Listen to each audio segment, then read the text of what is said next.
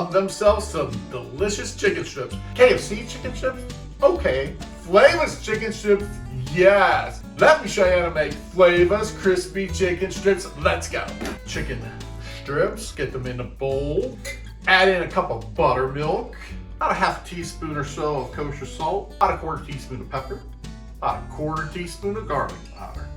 Now let's stir that all up and get it in the fridge. To a cup and a half of all-purpose flour, we're gonna add the following seasonings.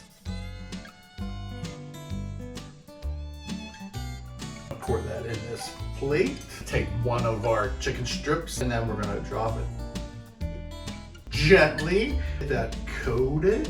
Drop these in, get them cooking. We're gonna cook these for about 4 or 5 minutes. Drain them on paper towels. Great flavor. You just said goodbye to bland food and hello to good food. Woo!